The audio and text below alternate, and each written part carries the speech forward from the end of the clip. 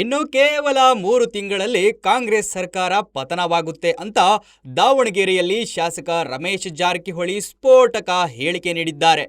DK Shivakumar ಪ್ರಮಾಣ ವಚನ ಸ್ವೀಕರಿಸಿ ಕೇವಲ 10 ದಿನಗಳಷ್ಟೇ ಆಗಿದೆ. ಮಂತ್ರಿಮಂಡಲ ರಚನೆ ಮಾಡುವುದರೊಳಗೆ 1 ತಿಂಗಳು ಕಳೆದು ಹೋಗುತ್ತೆ. ಕಾಂಗ್ರೆಸ್ ಬಗ್ಗೆ ಈಗಲೇ ಮಾತನಾಡಿದರೆ ತಪ್ಪಾಗುತ್ತೆ. 3 ತಿಂಗಳ ಬಳಿಕ ಮಾತನಾಡುತ್ತೇನೆ ಎಂದು ಶಾಸಕ ರಮೇಶ್ ಜಾರಕಿಹೊಳಿ ಡಿಕೆ ಸರ್ಕಾರದ ವಿರುದ್ಧ ವ್ಯಂಗ್ಯವಾಗಿ ಮಾತನಾಡಿದ್ದಾರೆ.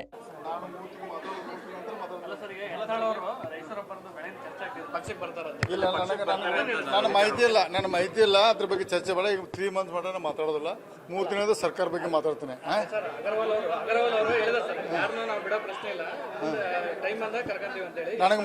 ನನಗೇನು ಮಾಹಿತಿ ಇಲ್ಲ. ಈ ಮೀಸಲಾತಿ ಹೋರಾಟ ಒಂದು ಒಳ್ಳೆಯ ಉದ್ದೇಶ ಮಾಡೋದು ಸಫಲ ಆಗ್ತದೆ ಆಶಾಭಾವನೆ ಇದ್ದೇವೆ. ಇದು ರಾಜಕೀಯವಾಗಿ ಇನ್ನು 3 ಮಂತ್ಸ್ ಅಂತ ಮಾತಾಡ್ತೀನಿ.